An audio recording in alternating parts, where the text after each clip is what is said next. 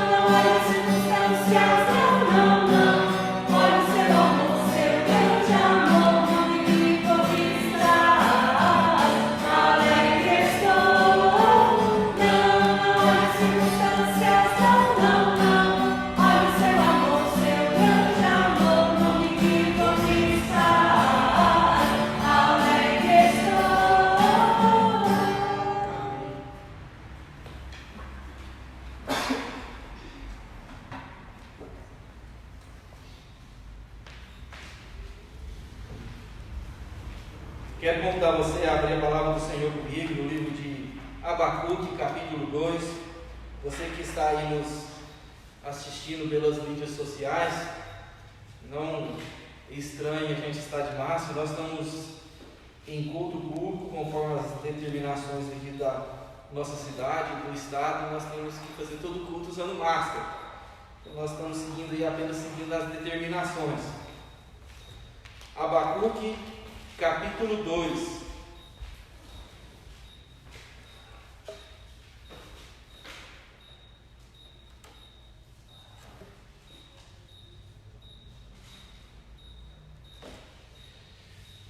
Tanto os irmãos aí na internet, como os irmãos que estão aqui conosco. Abacuque, capítulo 2. Enquanto você abre seu livro, nós vamos orar mais uma vez, pedindo a direção de Deus para as nossas vidas.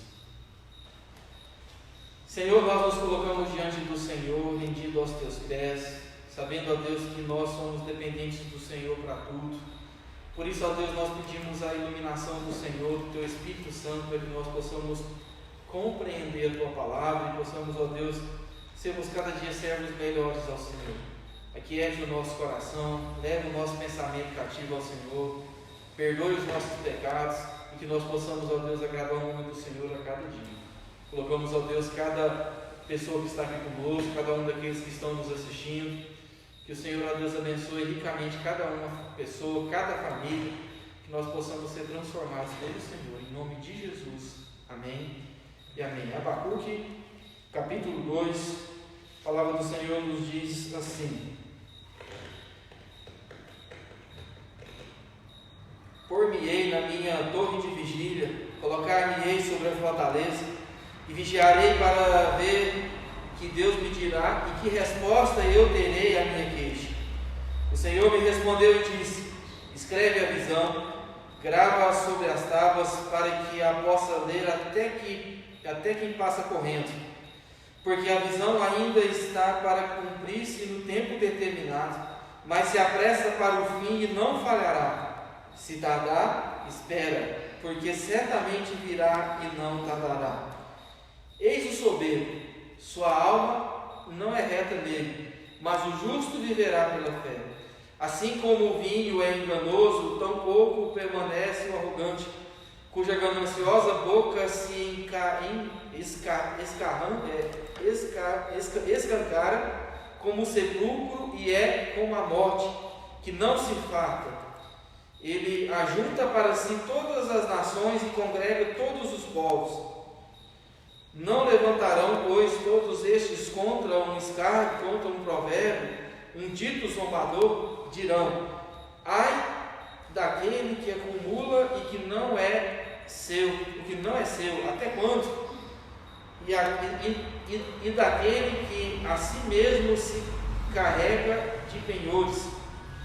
Não se levantarão de repente os teus credores, e não despertarão os que te hão de abalar. Tu lhes servirás de despojo, visto como despojastes a muitas nações, todos os mais povos te despojarão a ti, por causa do sangue dos homens e da violência contra a terra, contra a cidade e contra todos os seus moradores. Ai daquele que ajunta em suas casas bens adquiridos, para pôr em lugar alto o seu ninho, a fim de livrar-se das garras do mal. Vergonha maquinaste para a tua casa, destruindo tu a muitos povos.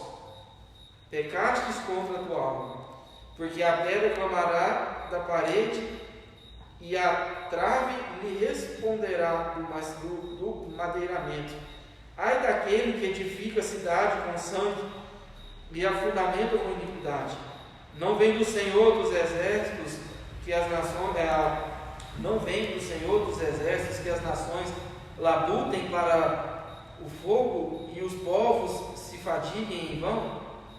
Pois a terra encherá do conhecimento da glória do Senhor, como as águas cobrem o mar. Ai daquele que dá a beber ao seu companheiro, misturado à bebida o seu furor, e que embebeda para lhes contemplar as vergonhas. Será farto de opróbrio em vez de honra.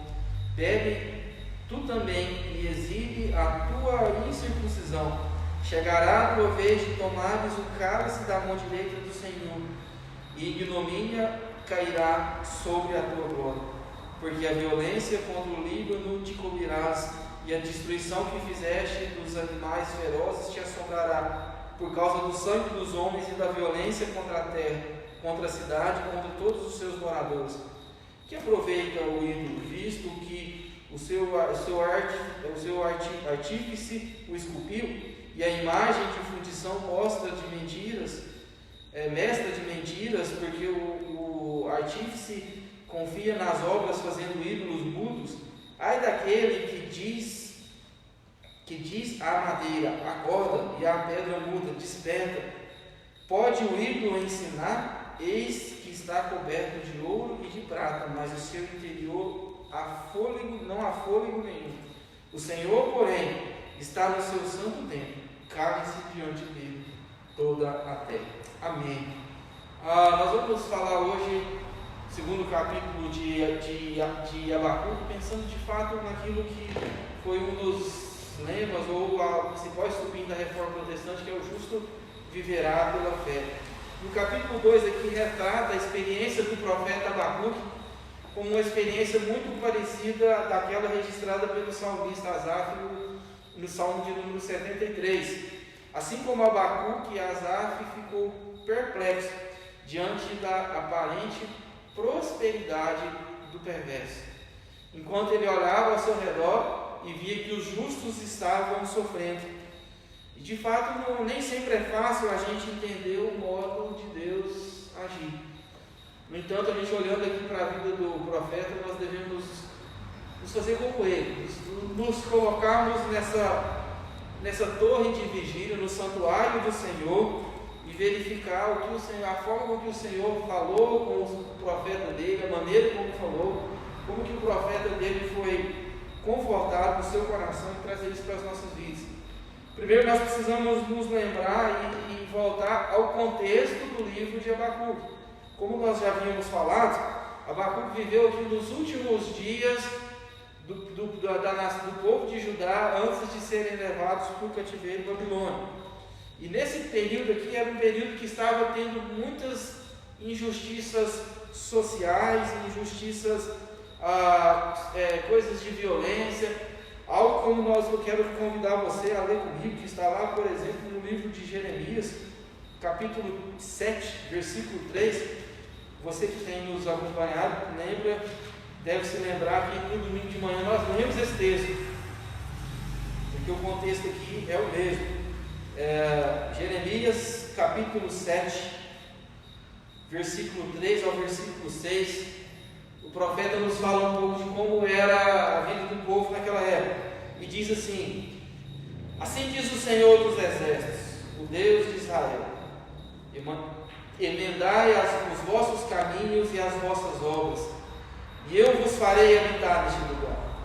Não confieis em palavras falsas, dizendo: templo do Senhor, templo do Senhor, templo do Senhor é este.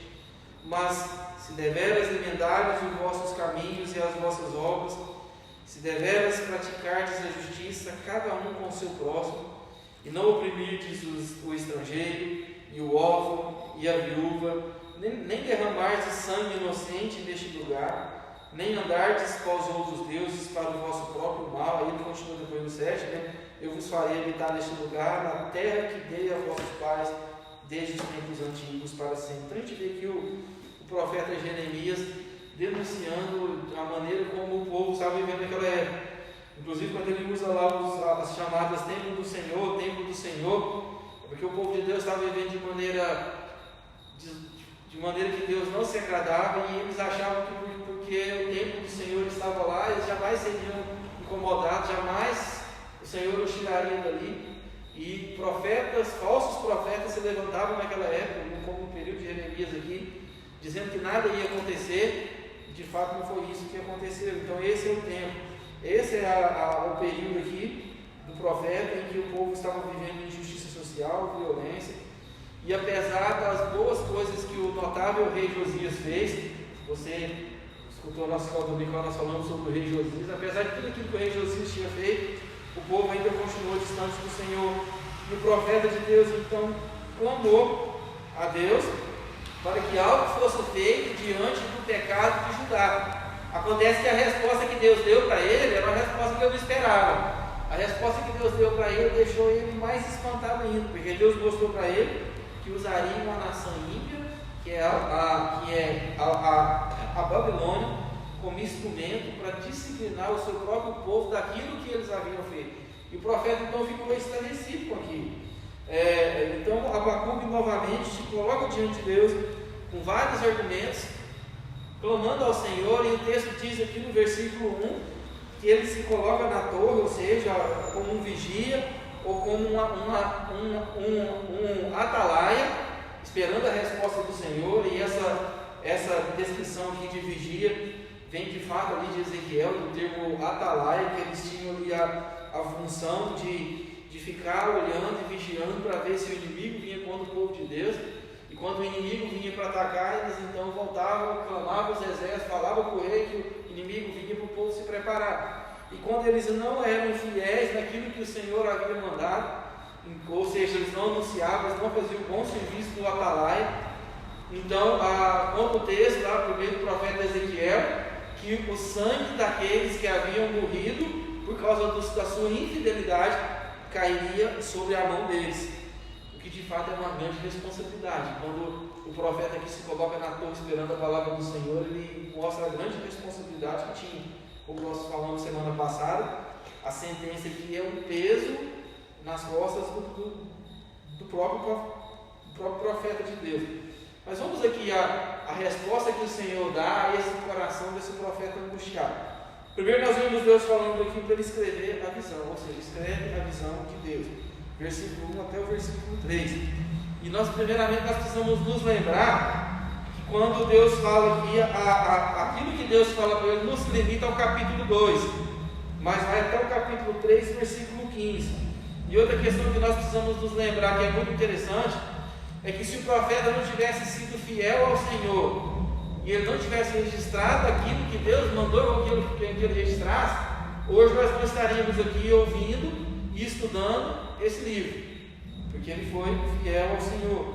O texto começa nos falando no versículo 2 que foi uma visão clara. Ele fala assim: o Senhor me respondeu e disse: escreve a visão, grava sobre tábuas, para que possa ler até quem passa correndo. Ou seja, além do texto ser escrito, ele deveria ser público.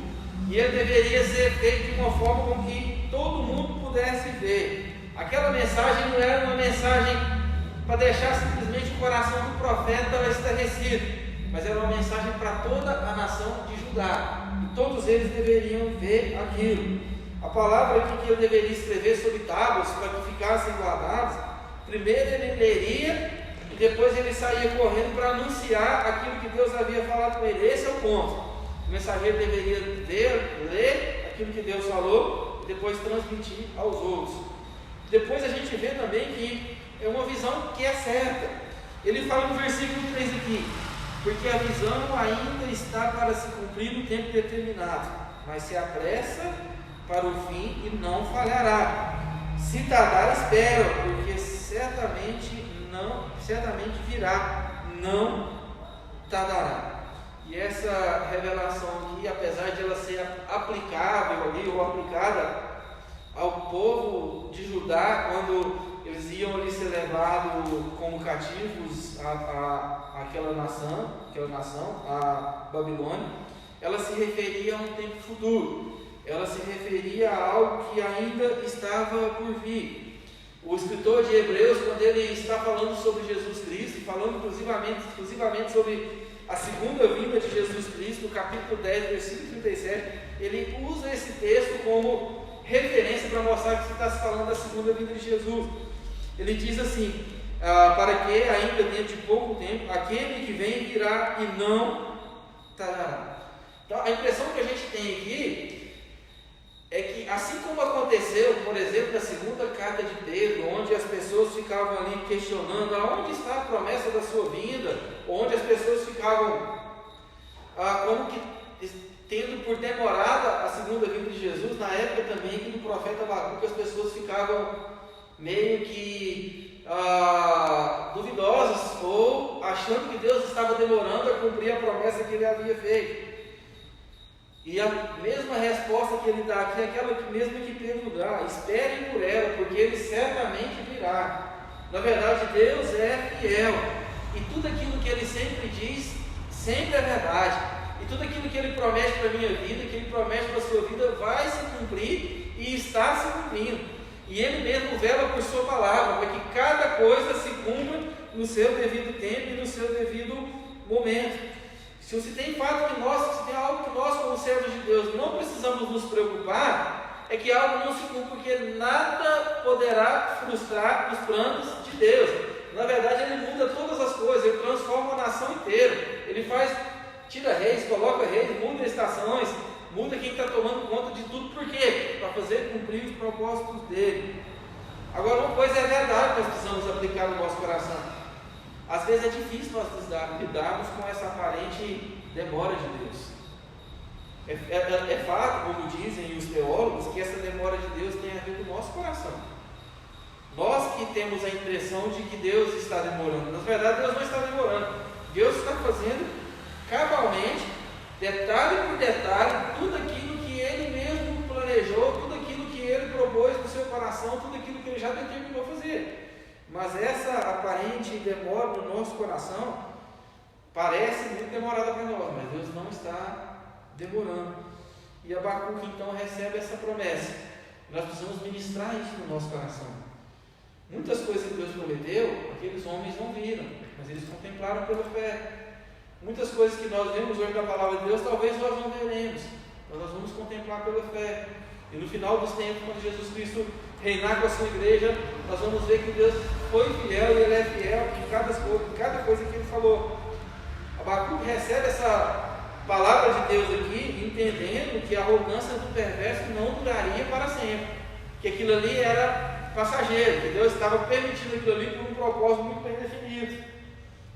E uma das coisas que ele fala aqui, em segundo lugar, já que primeiro ele mandou que ele escrevesse, é para ele confiar na palavra de Deus, versículo 4, versículo 5, para ele confiar naquilo que Deus estava falando com ele. Eis o soberbo, sua alma não é reta nele, mas o justo viverá pela sua fé. Assim como o vinho é enganoso, tão pouco permanece o arrogante, cuja